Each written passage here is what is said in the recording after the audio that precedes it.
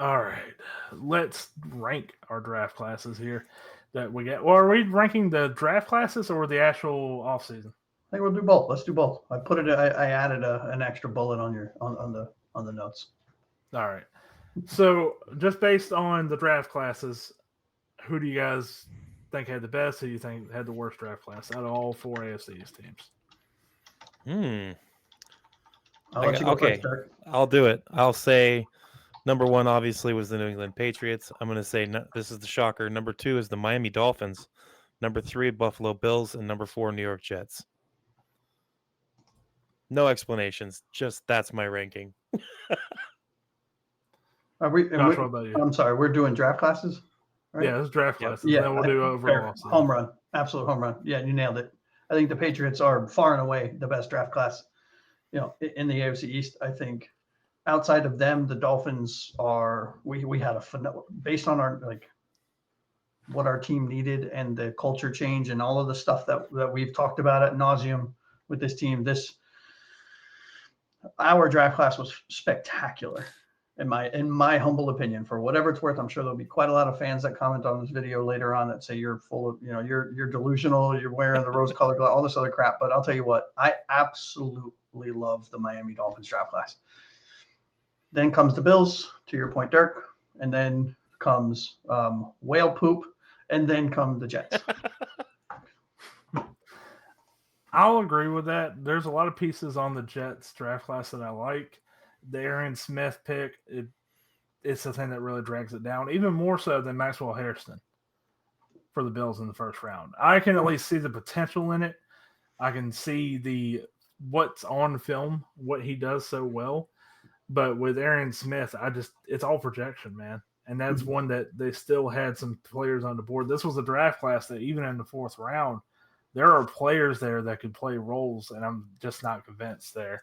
So in terms of the ranking real quick, I will go Patriots 1, Dolphins 2. Didn't really get a chance to get into it because I was on the show last week. Loved the draft from the Dolphins. I draft the free agents even more, but just the draft class itself, I thought it was a home run. Then the Bills and Jets. Now, in terms of the offseason, do these rankings change at all for you guys? Yeah. Yep. All right, Dirk, go ahead. Well, I'm going to say the best offseason still is the Patriots. Me personally, that's kind of where I'm at with it. For the entire things that have happened in the offseason, I'll say Patriots. And I'll say, you know what? Maybe mine doesn't change. Maybe I'll say that the worst offseason was the Jets. Yeah, I'll do that. I'll take that road. I'll say the Jets. It's closely followed by Miami's free agent predicament. Mm-hmm.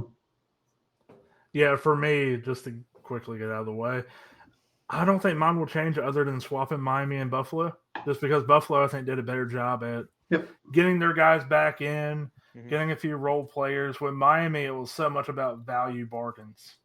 Yeah. And while I like a lot of those picks or a lot of those players, it still is a lot of the heavy lifting's on the draft, I guess is the best way to put it. And I agree with you. I agree that I think I think both of you guys, right, Taylor and Dirk, you guys would agree. I'm assuming Patriots, Buffalo, Miami, Jets.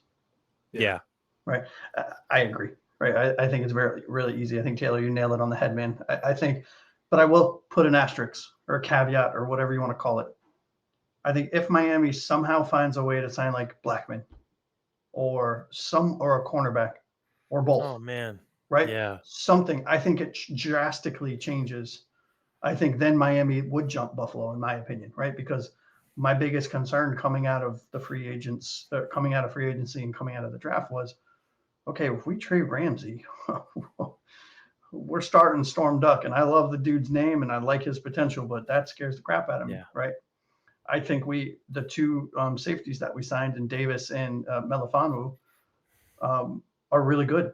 They're really, really good safeties. Neither of them is a star safety, right? So if we have to start Melifonwu and Davis, okay, not ideal, but it is a much better situation than we were in last year when we had the shell of we had the sleeper agent and Jordan Poyer and we had Javon Holland who forgot how to play football. But I'm still not convinced, right? So I think if Miami does continue to make one or two extra moves, they sign another safety, they get another cornerback. I think Miami that drastically raises Miami's offseason, in my opinion. Now, before we move on to takes from the deep end, are the Bills still the team to beat in the AFC East? Yep. I mean, if anyone says anything other than yes, you're delusional. Yeah. Hey, I was bringing up the question because I hoped one of you would be so delusional.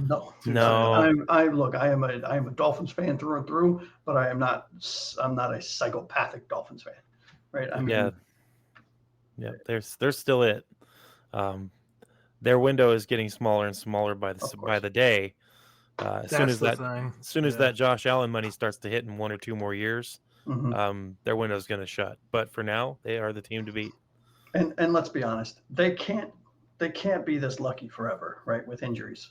I mean, it's been years since they've had an injury. I mean, look at what we went through last year. Not to make this about us, but hey, it's the Phins forecast, not the Bills forecast. Miami over the last handful of seasons has dealt with what I feel like is equivalent to every single other team in the NFL combined when it comes to injuries. I mean, I'm not saying that that's reality, but that's what it feels like. It's like Ravens-esque. It's Chargers-esque. Whenever fans talk about that, it was injury-riddled teams. Dolphins are right there. You know what the difference is between us and the other teams? It's not so much the amount of injuries. It's the fact that it happens at the worst time for Miami every year.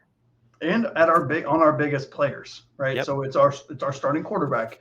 It's our 2 star defensive ends that were having insanely good seasons, both of them.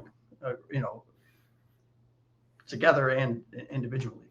It was our cornerback situation where we lost Ramsey for a handful of games. It was, Hill and Waddle constantly getting injured. It's just one of those things where it's like, come on, like it's got to end.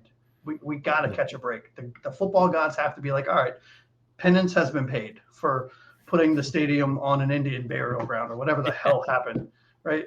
You guys are now back to normal because it's insane. Yep. Yeah, I think, Dirk, you put it best. It's Bills are the team to beat, but the window, who knows, man? Really, maybe they'll find a way. They'll draft well, and they'll keep it open longer. But it doesn't feel like about a year or 2 ago was a thing where Josh Allen and the Bills, that window is a dynasty waiting to happen. It's not that anymore. Yeah. They are beatable, but still the Dolphins have to go through and actually beat this team.